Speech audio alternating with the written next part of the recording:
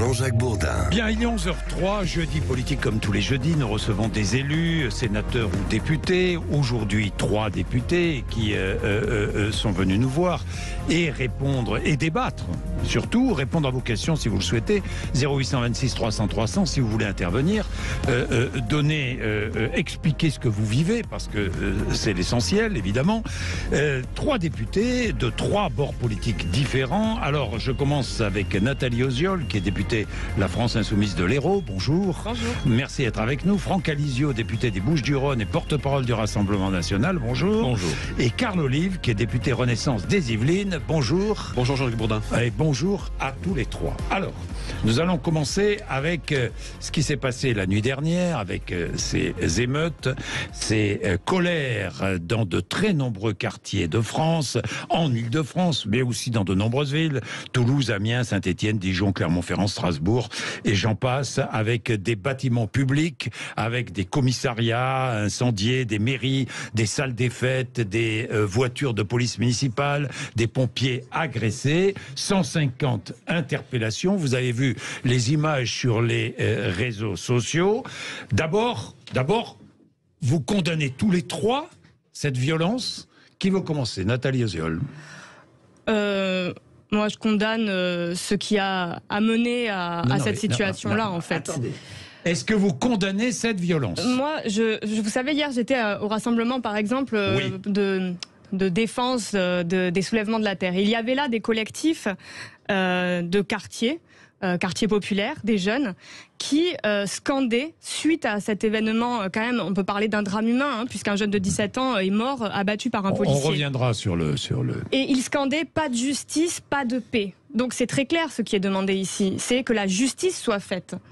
Et bien que la justice soit faite, tout le c'est ce que monde je demande va être aussi. d'accord, je pense, autour de la table, que justice soit faite. On est bien d'accord, et que la justice passe. Tout le monde va demander la même chose. Je pense qu'il n'y a pas un citoyen français, aujourd'hui, qui n'a pas envie de dire que la justice passe, et que la justice soit faite. De tout bord politique. Oui, mais pour cela, il aurait fallu déjà éviter des effets de communication qui, à peine le jeune tué, on a entendu qu'il aurait foncé sur les policiers, etc. Vous avez raison, Mais, pardon, les effets de communication, ça vient de partout, malheureusement. Mais Nathalie, je vous repose la question. Nous, on reste sur les faits à chaque fois. Alors, sur les faits, nous allons y revenir. Nathalie Oziol, je vous pose une question. Oui. Est-ce que vous condamnez... Est-ce que vous êtes député La France Insoumise? Est-ce que vous condamnez ces émeutes? Mais si vous voulez mon avis sur le fait brûler des voitures, etc., moi, je pense que c'est pas la bonne manière de faire, mais pour autant, vous savez que les voitures qui brûlent sont les voitures des habitants des quartiers, des habitants qui n'ont pas les moyens, donc le peu qui de existe dans changer les leur quartiers voiture. populaires, mais pour autant, ça n'enlève pas le fait que vous avez là une réaction spontanée de gens qui sont en colère, qui sont tristes, parce qu'un jeune est mort de manière quand même totalement injuste. Et c'est ça que l'on retient, je crois. Et c'est ça que les habitantes et les habitants essaient d'exprimer ici. Et parce que aussi, il y a eu des mensonges avant cela. Par exemple, lorsque Gérald Darmanin a dit, lors d'une séance de questions au gouvernement, que le nombre de morts suite à des refus d'obtempérer avait diminué. Ce n'est pas vrai. Ce n'est pas vrai. Ça a augmenté depuis 2017. Donc ça, c'est un mensonge. Et ça participe, si vous voulez, à un climat qui n'est pas serein. Nathalie Oziol, je vous repose parce que vous savez, je suis têtu. Non, vous n'arracherez pas de ma part des injonctions. Non, je réponds pas aux injonctions, aux condamnations. C'est pas une injonction, c'est une question. Non, j'appelle pas au calme, j'appelle à la justice. C'est une question. Est-ce que vous appelez au calme? J'appelle à la justice. Bon, vous n'appelez pas au calme ce matin. On est bien d'accord. Comme la famille n'appelle pas au calme. Nous allons y revenir. Franck Alizio. Qu'est-ce que vous vouliez dire? Vous avez entendu. Est-ce que ce matin vous condamnez? Est-ce que vous appelez au calme, vous? Est-ce que vous appelez au calme, tiens, vous? Évidemment qu'on appelle au calme. Évidemment qu'on appelle au calme. Enfin, je veux dire, ce qui se passe depuis 48 heures est scandaleux. Je veux dire, vous appelez au calme en demandant qu'on décrète l'état d'urgence. Rien ne justifie. C'est une façon d'appeler au calme? Je sais pas si c'est l'état d'urgence. Enfin, c'est ce que vous demandez. C'est ce que demande Éric Zemmour. C'est ce que demande Éric Ciotti. Pas Marine Le Pen. Éric Zemmour et Éric Ciotti ne sont pas dans mon parti. Et pour l'instant, Marine Le Pen n'a pas clairement demandé l'état d'urgence.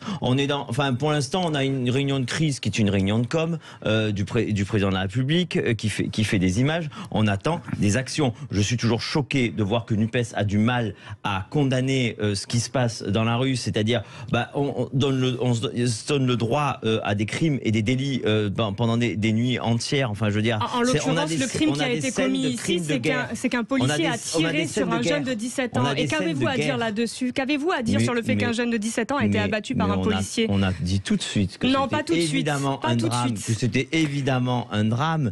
Maintenant, c'est le résultat de votre politique, de la politique d'Emmanuel Macron, de 30 ans de laisser aller. Ça vient de très loin, ça vient de très loin. Il y a 30 ans, on n'était pas non plus au gouvernement. Si on avait vous vous trompez là, je crois. Depuis le début, une politique de sécurité, une politique de tolérance zéro, eh bien, il ne serait pas mort, le jeune adulte. Il serait en prison. Voilà. Et en prison, il aurait été. Mais en prison, à quel titre? Mais en prison, à quel titre? 15e mention en son casier judiciaire. 15e mention au casier judiciaire. La tolérance zéro, c'est au premier délit. On va en prison. Et alors, parce qu'il a un casier judiciaire, s'il avait un casier judiciaire, ce qui n'est même pas vrai, ça justifierait qu'il se soit fait abattre. Mais avant de revenir... Non, j'ai pas dit ça. Mais c'est exactement ce que vous insinuez. S'il vous plaît, il n'aurait pas été exécuté. S'il vous plaît, c'est ça le problème. S'il vous plaît, je vous repose la question. Ensuite, je vais donner la parole à Carl Olive. Je vous repose la question à Nathalie Osiol. Est-ce que vous comprenez les violences d'hier soir?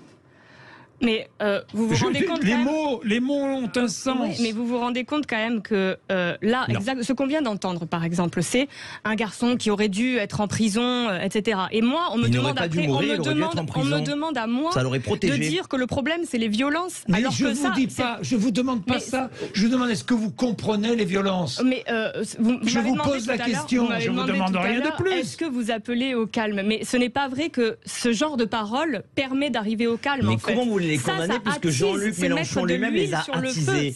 Jean-Luc Mélenchon a appelé à ces débordements. Il les a appelés, il les a suscités. Personne n'appelle à des débordements. Relisez les tweets. Mais personne n'appelle à des débordements. C'est irresponsable. Attendez, Carl Olive. Moi, je suis bouleversé pour notre pays. Je suis bouleversé pour notre pays. Parce que c'est un drame humain. C'est un drame humain pour Naël CQFD, c'est un drame humain pour sa famille. Mais c'est un drame humain également pour la police de notre pays. Et la justice le dira ou non, elle a été saisie très rapidement. Peut-être y a-t-il eu une erreur, une bavure, ça peut arriver, mais il n'y a certainement pas de généralisation par rapport au travail exemplaire. Ça peut arriver, ça ne doit pas arriver. Ça ne doit pas arriver, mais ça peut arriver. Et il y a un travail exemplaire, et moi, ne comptez pas sur moi pour lâcher les policiers et les forces de sécurité dans ce pays, qui font un travail remarquable. Maintenant, la justice doit passer. Mais la justice, c'est pas le tribunal médiatique, c'est pas le tribunal populaire, et c'est certainement pas le tribunal politique. Et moi, je veux dire à ma collègue de la France Insoumise que vous êtes tout simplement irresponsable. Ah, mais vous utilisez les mêmes mots que votre collègue du Rassemblement national. Laissez-moi parler, parce que je vous ai laissé parler, madame. Vous êtes totalement irresponsable. Oui. Ne pas être capable, une seule seconde, d'appeler au calme, avec le temps de la justice qui va passer, qui a été saisi immédiatement, qui a été rappelé par le ministre de l'Intérieur et le président de la République. Ne pas être capable simplement de dire oui, il faut que nous appelions au calme. Et je vais vous dire pourquoi. Et moi, je ne suis pas étonné de votre attitude. Vous comme les autres, ne le prenez pas pour vous une tutu personnée. Mais ça fait 12 mois, un peu plus, que cette 16e législature, vous passez votre temps à provoquer, à insulter, à demander le chaos dans ce pays. Et je vais vous dire, j'en suis personnellement témoin. J'ai encore été... Le chaos dans ce pays, vous vous êtes débrouillé tout seul pour le mettre. Laissez-moi terminer. Encore la semaine dernière, on y reviendra peut-être, j'ai été menacé de mort par quelqu'un qui est totalement... Mais je défends pas ça, moi. Je condamne ceux qui condamnent à mort les élus. On n'est pas à l'Assemblée, là. Laissez-moi terminer. Ne me donnez pas de leçons comme ça de morale, s'il vous plaît. Par quelqu'un qui est totalement embrigadé par vos propres amis. Je vous le dis, vous êtes irresponsable pour le pays. Et ça peut très mal se terminer. Alors aujourd'hui, on doit tous ici, dans une concorde nationale, de toute obédience politique, appeler au calme. Et la justice va passer. Je pense qu'on doit tous... Enfin, je ne sais pas ce que vous en pensez, demander justice. Me semble-t-il. Justice pour la mémoire de Naël, justice pour connaître la vérité, et justice pour la police aussi, qui a besoin de la justice. Je pense que nous serons tous d'accord. C'est ce que Tiens, il est 11h13, on va observer une petite pause, mais je vais insister sur cette notion de justice. Parce qu'on attaque souvent la justice à juste raison, pour sa lenteur, pour son inefficacité, Mais me semble-t-il, et nous allons en débattre, me semble-t-il, dans cette affaire, la justice, pour l'instant, se comporte parfaitement et tout est fait pour qu'on arrive peut-être à connaître, et je l'espère, à connaître la vérité. Il est 11h13. Jean-Jacques Bourdin. Il est 11h16, merci d'être avec nous. Débat, évidemment, comme tous les jeudis, jeudi politique, 3 élus avec nous. Nathalie Oziol, députée LFI de l'Hérault. Franck Alizio, député des Bouches-du-Rhône, porte-parole du Rassemblement national. Et Carl Olive, député Renaissance des Yvelines. Et puis avec nous également Liliane, qui est une auditrice de Clamart. Bonjour Liliane. Bonjour. Vous habitez Clamart, donc, à 200 mètres de l'endroit où le tram a été brûlé. Exactement. Et lorsque j'ai écouté votre émission et les interventions des gens invités, ça laisse pantois. Puisqu'on a l'impression que ces gens-là ne vivent pas dans la réalité, ils vivent pas dans les quartiers où ça se passe en ce moment. Puisque il y a un angélisme qui n'est pas justifié, puisque tout ce qu'on a vu hier soir, ce sont des gens qui ont organisé ce cassage, qui étaient des meneurs. Il y avait des gens à moto qui menaient les jeunes. Il y avait des guetteurs avec des talkie-walkies. Ce n'est pas une réaction, comme j'ai entendu à la radio, spontanée des gens qui souffrent pour la mort de pauvre jeune homme qui est mort. Ce n'est pas du tout ça ce qu'on a vu hier soir. Il y a des commerces qui sont cassés. En quoi ces gens-là, croyez-vous qu'ils sont aidés pour travailler, pour gagner leur vie demain et la semaine prochaine? Ils ont cassé une petite surface, un petit magasin, pour prendre des bouteilles d'alcool, pour faire des cocktails Molotov. Ils ont brûlé le tramway. Bien sûr que tout le quartier était et sans dessus-dessous. Ils tiraient avec des cocktails Molotov sur les balcons des gens. En quoi ce genre de comportement c'est justifié? Deuxième chose, on a appelé la police. Et la police, elle n'a fait qu'entourer cette action sans interpellation, sans rien du tout. Et à chaque fois qu'on appelait, on nous disait oui, on est au courant. Et après, il y a mes enfants qui étaient sortis manger dehors, qui ont plus de 16 ans, et qui ont été demandés en les interpellant, en disant venez, on va casser des Schmitt. Donc c'était organisé pour vous, Liliane, c'était clair. Bien, merci pour votre témoignage, Liliane. Organisé, oui, ça ne surprendra personne. Évidemment, ça ne surprendra personne parce que je rappelle que la mort de Naël a eu lieu mardi matin et qu'on était hier mercredi soir. Donc évidemment, chacun avait eu le temps de s'organiser. C'est pour ça que c'est tout sauf une peine spontanée, une envie de justice. Évidemment que c'est organisé, évidemment qu'ils partent pour casser du flic, pour mettre le feu, pour incendier des équipements publics, voilà, c'est l'occasion de se défouler. C'est pour ça que notre devoir de responsable politique, c'est d'appeler au retour au calme, au retour à l'ordre et à la justice. Voilà. Alors la justice, justement, dernières informations de la justice, le parquet a requis le placement en détention provisoire pour le policier, ce qui paraît complètement logique, vu, d'ailleurs c'est ce que dit le parquet, au vu des premiers éléments de l'enquête, il est tout à fait logique, donc la justice passe. La justice fait son travail pour l'instant, Nathalie Oziol. Oui, mais heureusement qu'il y a eu la justice que je ne comprends pas très bien. Une vidéo, en fait, par exemple, pour que ça existe. Mais je rappelle que la première version, c'était quand même que ce jeune homme était en train de forcer sur les policiers. Mais ce qui compte, c'est la justice. Vous êtes satisfaite que la justice travaille correctement? Oui, mais tant mieux que tout se déroule comme il faut. Mais qu'est-ce que ça veut dire peut-être de tous les jeunes qui jusque-là ont été accusés d'avoir refusé d'obtempérer parce qu'ils auraient foncé sur la police, ici, il y a eu une vidéo qui a permis de démentir cela, qui a permis de montrer qu'il se passait en fait autre chose. Vous savez, c'est bon, la situation de crise dans laquelle on se trouve, de défiance envers la police, contrairement à ce que ce qui traîne ici là comme idée, c'est pas nous à la France Insoumise qui avons créé cette situation-là. Quand vous voyez qu'en 2022, 13 personnes sont mortes pour refus d'obtempérer, 2021, 4, 2021, donc vous voyez que c'est en train d'augmenter. Mais tout ça, mais en l'occurrence, on ne parle pas d'un policier qui est mort, c'est un policier qui a tiré sur un jeune.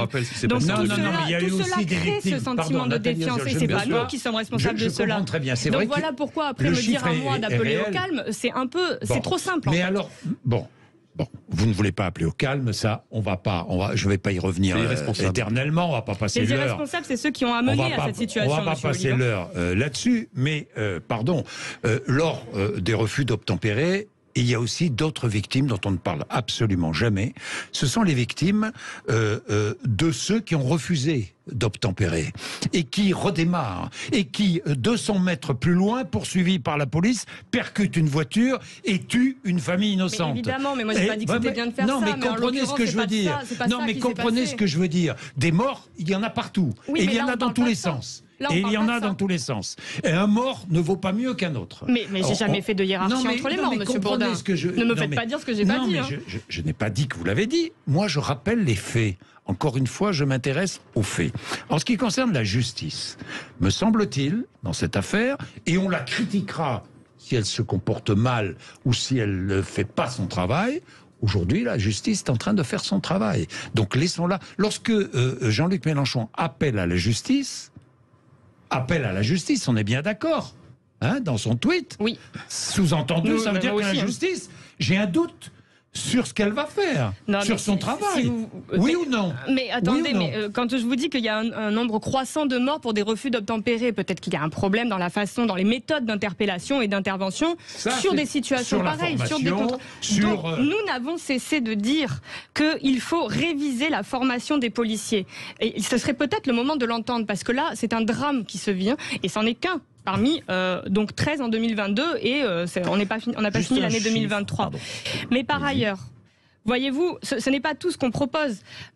Nous pensons que la doctrine de l'emploi de la force, il doit être raisonné, mesuré, proportionné aux situations. En l'occurrence, il y a ici une vidéo qui permet quand même de dire que a priori, ce n'était pas proportionné à la situation. Ça, c'est un problème. Très bien. Vous ne rendrez pas la justice avant la justice, Nathalie Oziol. Mais alors est-ce que certains politiques ne rendent pas la justice avant la justice? Est-ce qu'il n'y a pas ce risque? Je pose la question. Mais je crois que même sur ce coup-là, le ministre de l'Intérieur Gérald Darmanin a réagi parce que vous avez vu toutes sortes de communications, notamment de syndicats policiers comme Alliance. De tous les bords, on a rendu la justice avant la justice. Non, ça c'est pas rendre la justice, c'est prendre. Gérald Darmanin a fait supprimer le compte, ou en tout cas a signalé le fait qu'un syndicat comme France Police salue un homicide. Vous vous rendez compte? Ça c'est du calme. De quelque chose d'inexcusable. Est-ce que le président n'a pas eu tort? Moi je trouve que le président a parlé trop vite et de manière excessive. Je parle même pas évidemment de l'extrême gauche de Mélenchon. Voilà, la seule réaction mesurée pour l'instant, responsable et en même temps pour dire la vérité, c'est celle de Marine Le Pen hier, qui a dit la vérité, qui a tenu à la vérité et a un esprit de responsabilité. Vous mettez de l'huile sur Juste un chiffre sur le refus d'obtempérer pour voir comment quand on met ça en perspective, les refus d'obtempérer, en 1993, c'est pas il y a 50 ans, c'est il y a 60 ans, en 1993, 1000 refus d'obtempérer par an en France. Aujourd'hui, 25 000 refus d'obtempérer en France.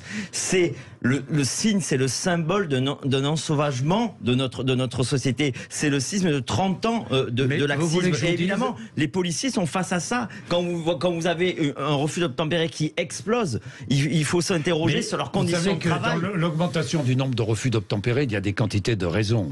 Il n'y a pas que parce qu'il y a un ensauvagement de la société. Évidemment, d'abord parce qu'aujourd'hui les moyens d'information sont bien meilleurs. Ça, c'est la première chose. Deuxième chose, c'est parce qu'aujourd'hui les contrôles sont beaucoup plus nombreux. Il y a des quantités de raisons. On va pas refaire l'histoire des refus d'obtempérer. Carl Olive. D'abord, moi, je suis évidemment satisfait, même si on n'a pas à la commenter, que la justice ait fait preuve de célérité sur ce dossier. Je crois que c'était aussi un préalable.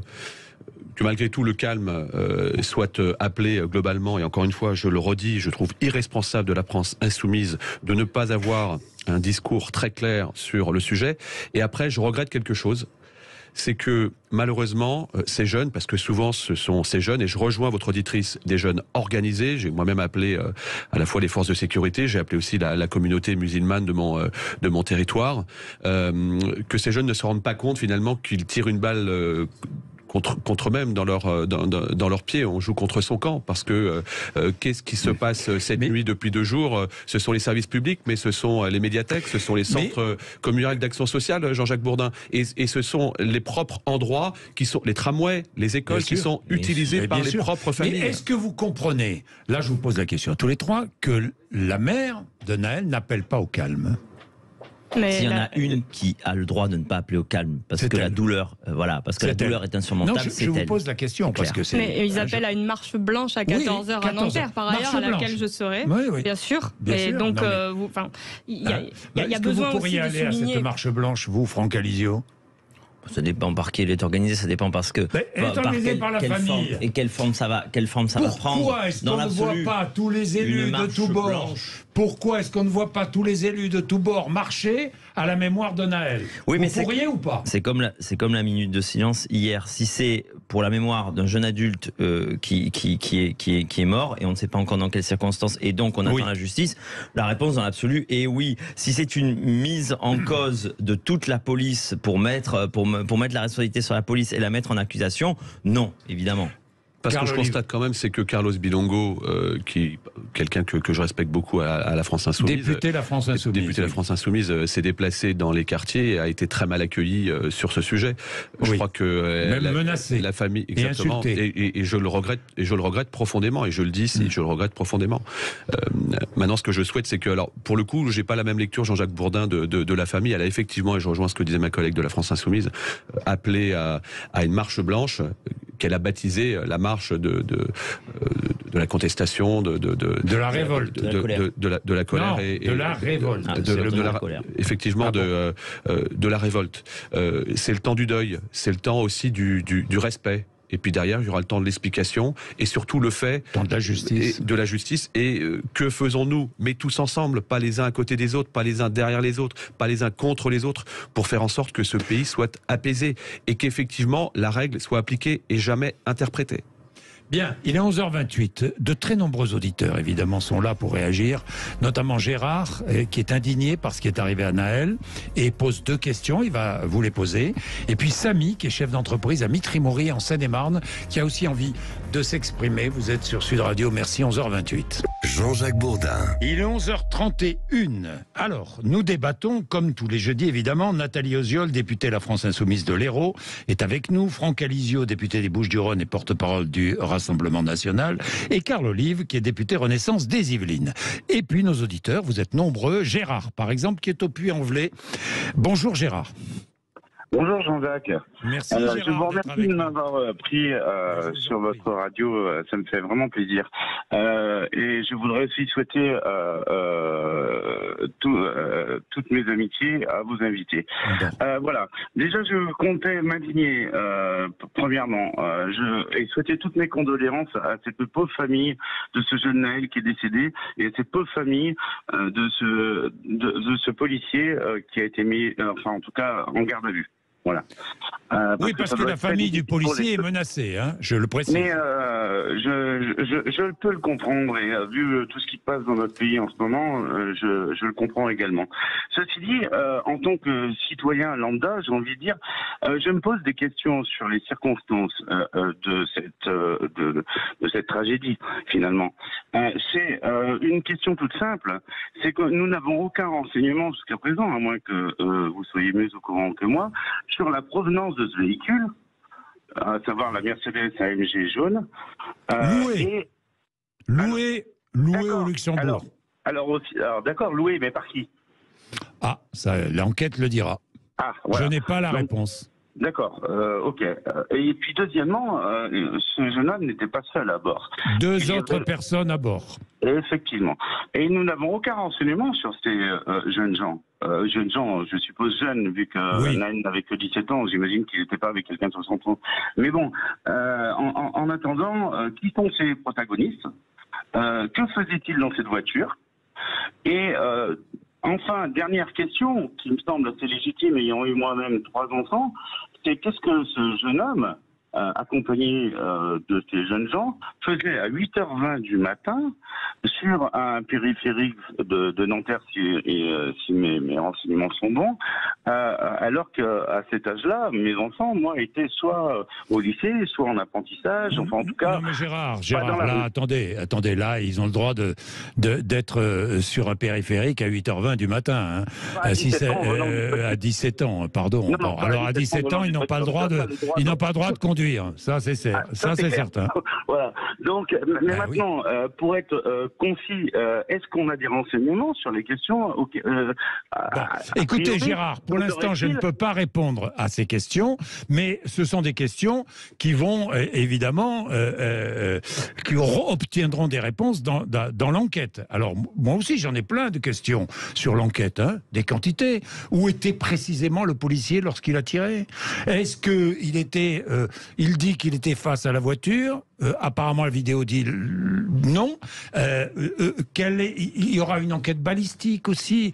Il y aura. Vous vous rendez pas compte? Est-ce que l'autre policier, quel était le rôle de l'autre policier? Est-ce que l'autre policier a frappé Naël ou pas? Est-ce que des paroles ont été prononcées? Est-ce qu'il y a eu des sommations de la part des policiers? Enfin bon, il y a des quantités de questions qui sont posées.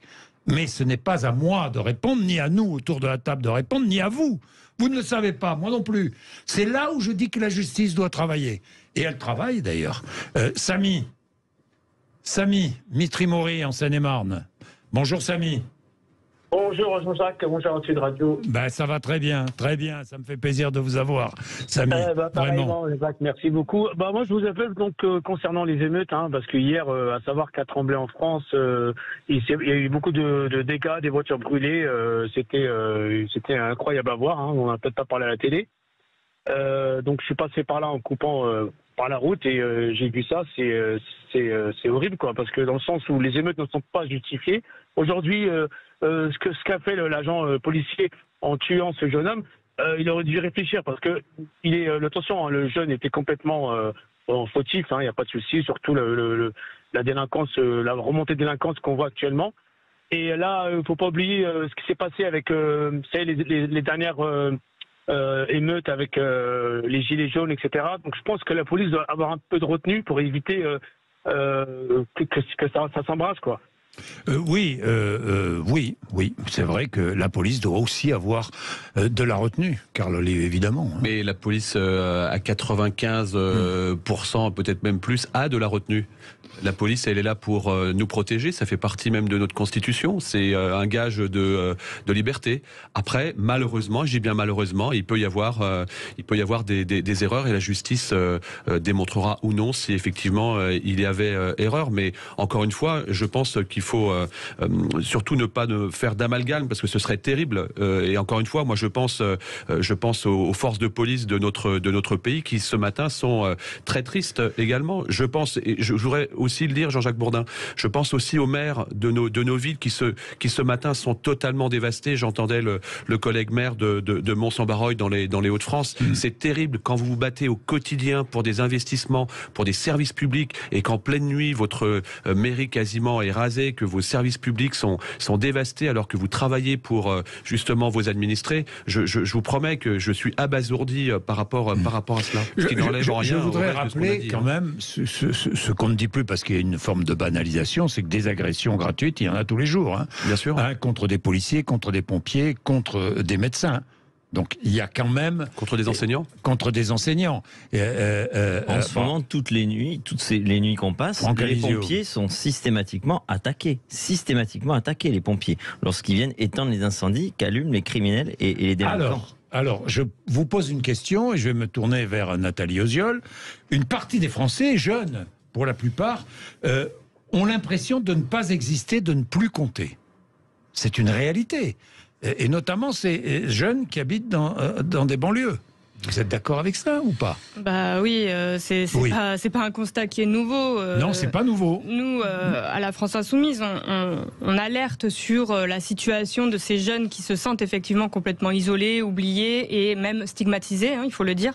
C'est-à-dire que dans les quartiers populaires, vous avez des taux de chômage qui explosent, par exemple, des opportunités de travail qui sont moindres, et puis un problème aussi dans la relation de la police à cette partie de la population.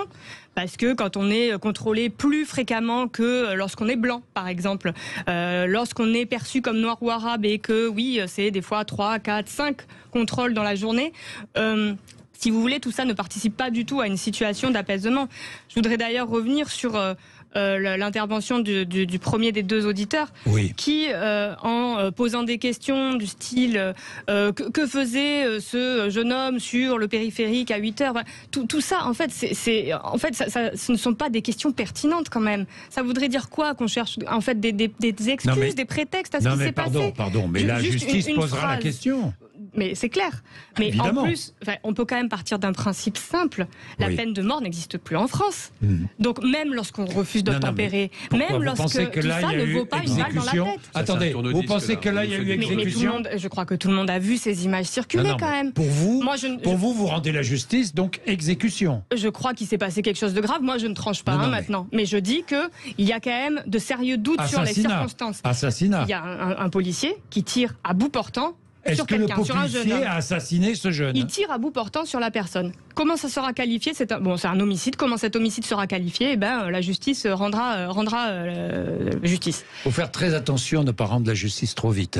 Moi, je ne rends pas la justice. Mais on peut quand même dire qu'on arrive ici... On peut poser des questions. Mais on peut aussi dire que ce type de situation aurait pu être évité si des communications outrancières, insultantes, comme celle de syndicats que sont Alliance, n'avaient pas été protégées, couvertes par Gérald Darmanin, par l'extrême droite également, puisque Marine Le Pen n'a rien fait d'autre que reprendre mot pour mot le communiqué d'Alliance Police. Pas un mot pour la victime, soit dit en passant.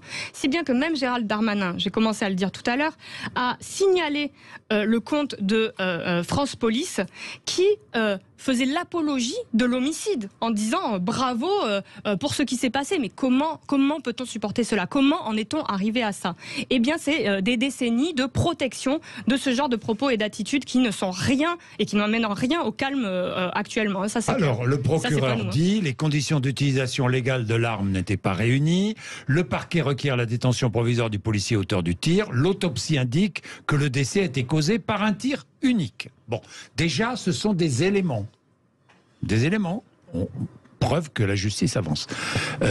Carl Olive. Mais sur les quartiers populaires, moi je ne suis pas d'accord avec la collègue. J'ai été maire de Poissy pendant 8 ans. Je viens des quartiers populaires. Il n'y a pas de taux de chômage qui est enflammé.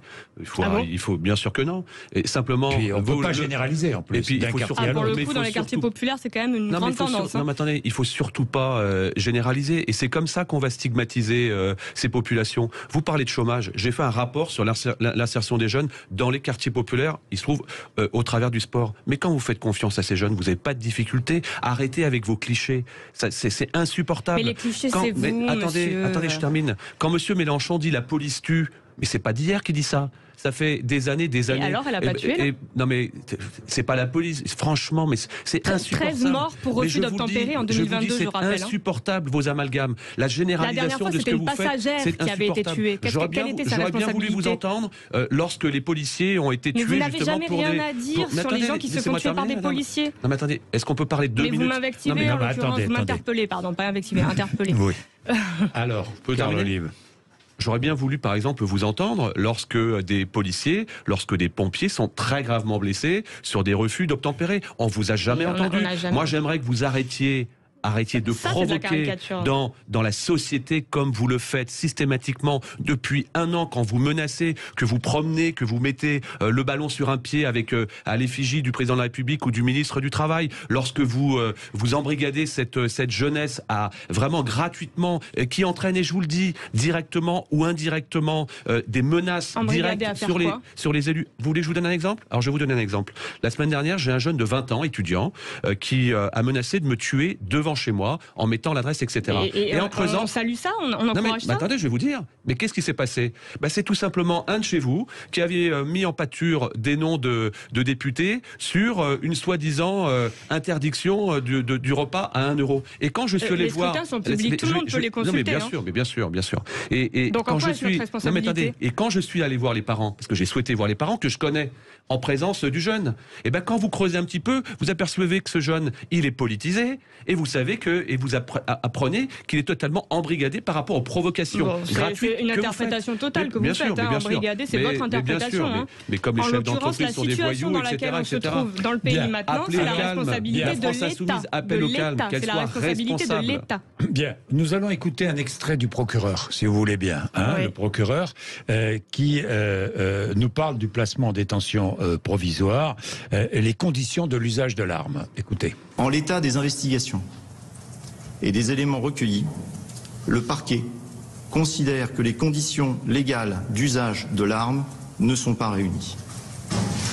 Par conséquent, à l'issue de sa garde à vue, le policier mis en cause pour avoir fait usage de son arme a été déféré aujourd'hui devant 2 magistrats instructeurs co-saisis dans le cadre d'une ouverture d'information judiciaire du chef d'homicide volontaire. Au regard des faits, de la nécessité de préserver les investigations, le parquet a requis le placement du policier auteur du tir en détention provisoire. Voilà, bon, c'est clair. Usage, il n'aurait pas dû tirer, quoi.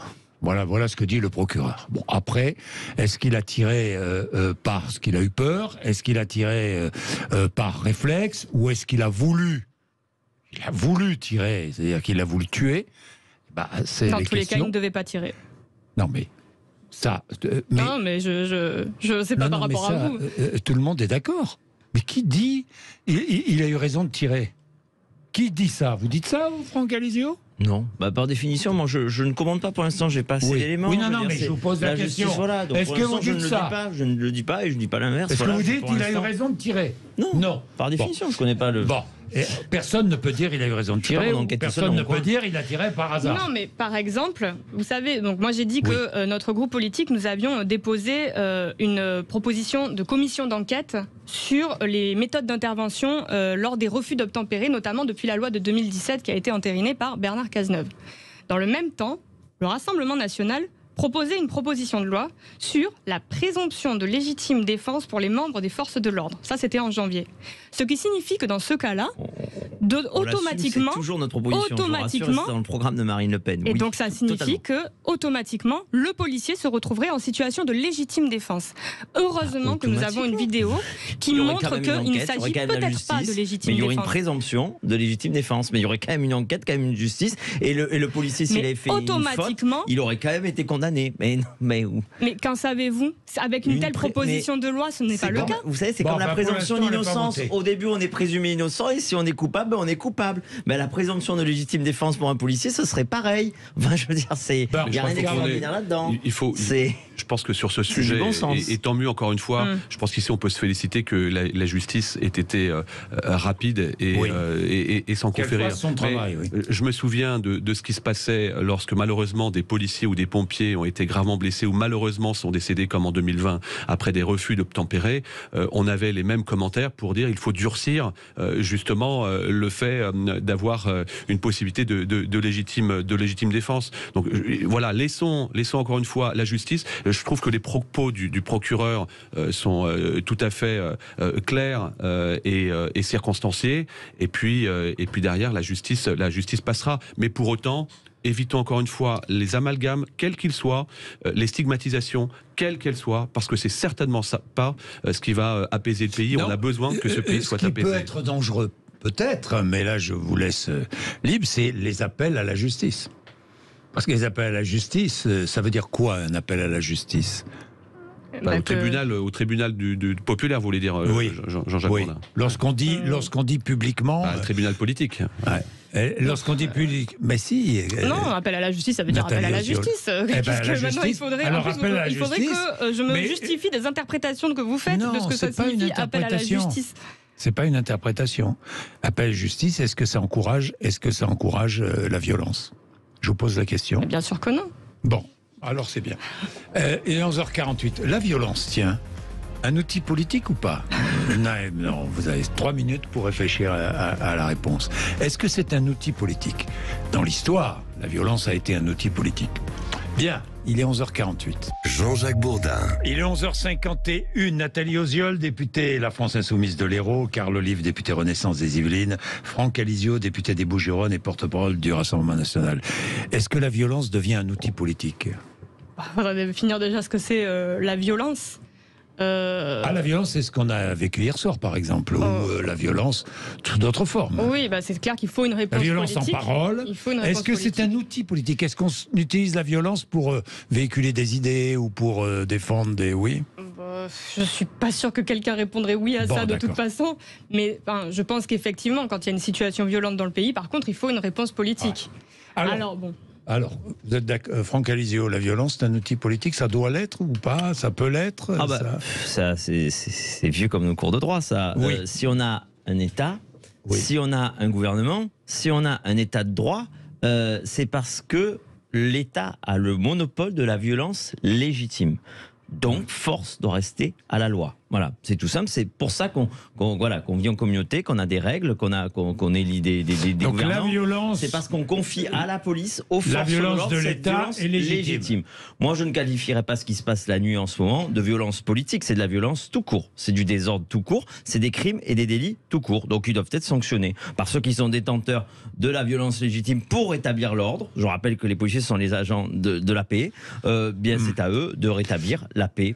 L'État, violence légitime. L'État? Ah non, mais la violence, c'est un outil politique. Je veux dire, je vais encore m'adresser à ma collègue de la France Insoumise, mais quand vous passez votre temps à parler de chaos, à parler d'insoumission, à parler de provocation, à faire des insultes, à aller manifester sur le terrain, à aller avec une écharpe sur des manifestations qui sont interdites. Vous espérez la violence pour renverser un pouvoir politique? Je dis pas que vous, mais toujours Jean-Jacques Bourdin, toujours se poser la question, à qui profite le crime? C'est intéressant parce qu'il vient de qualifier de violent le fait d'aller manefster sur le terrain. Interdite. Non, les manifestations interdites. Aller manifester dans le cadre de la réforme des retraites, c'est violent. Non, mais excusez-moi, vous dégraissez. Elles n'ont jamais été interdites, les manifestations pour les retraites. Oui. Sainte-Saline, c'était interdite. Et vous vous y pointez avec en écharpe. Excusez-moi. Si ça, c'est pas de la violence. Quand vous êtes en écharpe sur le pied sur un ballon, c'est pas de la violence, c'est pas de la provocation. C'est de la violence et c'est de la provocation. Donc c'est un outil politique. La situation de chaos que l'on constate, que l'on décrit, que l'on qualifie, c'est le gouvernement qui l'a créé quand même. C'est ce gouvernement, c'est la politique macroniste, libérale, c'est le résultat de la politique macroniste. Qui veut instrumentaliser la violence politiquement. Lorsqu'il dit dans son tweet, les chiens de garde veulent nous obliger à appeler au calme, c'est qu'il ne veut pas appeler au calme. Et donc, il appelle à la violence. Et donc, il justifie et légitime la violence. C'est ça la vérité. Aujourd'hui, il n'y a qu'un parti, qu'un groupe politique qui appelle à la violence, qui justifie cette violence. C'est NUPES. Votre façon de stigmatiser des gens aussi, c'est pas un appel au calme non plus. C'est-à-dire que vous avez mis quand même beaucoup de temps à réagir à ce qui s'est passé à Nanterre. On a attendu longtemps. Frédéric, on n'appelle même pas l'état d'urgence. Frédéric va terminer notre débat. Il est à Toulouse. Bonjour Frédéric. Très vite, bonjour. Frédéric. Merci d'être avec nous, mais allez-y, très vite. Ouais, en fait j'écoute votre débat à la radio depuis tout à l'heure et je suis quasiment pas d'accord avec la plupart des choses qui ont été dites, plus particulièrement avec votre député de la France Insoumise, parce que on parle de la vidéo, mais faut pas comment dire, faut quand même se rendre compte que le flic, il était à moitié posé sur le capot de la voiture du jeune, il n'a pas fait un tir sans sommation, il a quand même prévenu à plusieurs reprises. Frédéric, non, je vais non mais attendez, je vais vous interrompre parce que je ne veux pas que vous refassiez l'enquête et sans savoir, parce que vous ne savez pas plus que moi, et je me garde bien, vous l'avez remarqué. Frédéric, c'est pour ça que je fais très attention à surtout, parce qu'on a des éléments. Vous voulez que je vous dise tout, Frédéric? Je ne vais pas les révéler. Mais on a des éléments qui, d'un côté ou de l'autre, pourraient être révélés. Je ne le fais pas parce qu'ils ne sont pas vérifiés. D'accord. Très bien. Mais alors, au niveau des vidéos, parce que là on parle de cette vidéo, vous avez vu toutes les vidéos qui s'est passées hier soir? La vidéo d'un flic qui s'est fait choper, qui s'est fait battre à mort, qui tourne sur les réseaux sociaux, celle-là, je la vois pas sortir. Il y a une autre vidéo où on voit les jeunes tirer au lance-roquettes. En ville, d'accord. Enfin, lance-roquettes, non, c'est pas des lance-roquettes, c'est des tirs de mortier. Ce sont des tirs de mortier, c'est pas des lance-roquettes. Vous avez vu l'explosion. Vous savez ce que c'est qu'une roquette, Frédéric? Non, mais écoutez, sur la vidéo, ça fait une explosion. Oui, une explosion, ce sont des mortiers, mais c'est pas des lance-roquettes. Attention. Hein. Et les grenades qui ont été balancées. Et les grenades non plus. Il n'y a pas de grenades. Mais attendez, Frédéric. On n'est pas en guerre, on n'est pas à la frontière entre l'Ukraine et la Russie. Il faudrait quand même un jour ou l'autre raison garder. Je vous reprends un peu, Frédéric, pardonnez-moi, mais vous comprenez bien ce que je veux dire. Je veux dire qu'il faut faire très attention à ce qu'on dit. Mais cela dit, vous êtes inquiet. C'est cela, Frédéric ? En fait, c'est même pas que je sois inquiet, bien sûr qu'on est tous inquiets, mais en fait, c'est que je trouve ça choquant. Pour moi, le débat, il devrait même pas avoir lieu. Je veux dire, là, en fait, vous savez ce qui se passe avec le policier, c'est que, d'accord, je donne pas raison ou tort à ce qui s'est passé. Oui. C'est que, en fait, au final, on donne raison aux délinquants parce que eux, tout ce qu'ils voient dans tout ça, c'est pas qu'ils soient plus touchés que ça par la victime qui a eu du policier. C'est qu'au final, eux, ils se disent en fait, les refus d'obtempérer, ils sont punis par la loi pour les flics. Nous, en fait, on peut faire ce qu'on veut et c'est des raisons de plus qu'on leur donne pour pas obéir, en fait. Et on rajoute des difficultés à la police. Et moi, il y a une vidéo que je me rappelle il y a quelques années qui m'a vraiment choqué. Ça a été pour Charlie Hebdo, la vidéo du flic qui s'est fait abattre au beau milieu de la rue, qui s'est pris une balle dans la tête. Et à ce moment-là, je suis désolé, on ne faisait pas le procès de tous les islamistes qu'il y a en France, en fait. Et là, on est en train de faire le procès de la police. Donc, au bout d'un moment, je veux dire... Oui. Pour moi, écoutez, Frédéric, je vous remercie, je suis obligé de vous interrompre parce qu'il est 57, mais on ne fera le procès ni de la police ni de personne. Le procès, c'est pas à nous de le faire. Le procès, c'est la justice qui le fera. Et la justice qui travaille bien. Je voulais vous remercier tous les trois d'être venus nous voir. Tous les trois, parce que c'était passionnant. Pour l'invitation. Dans tous les cas, non, c'était passionnant. Et puis, réfléchir. C'est bon de réfléchir un petit peu collectivement. Si on réfléchissait un petit peu plus avant d'agir, ce serait peut-être mieux. Il est 11h58.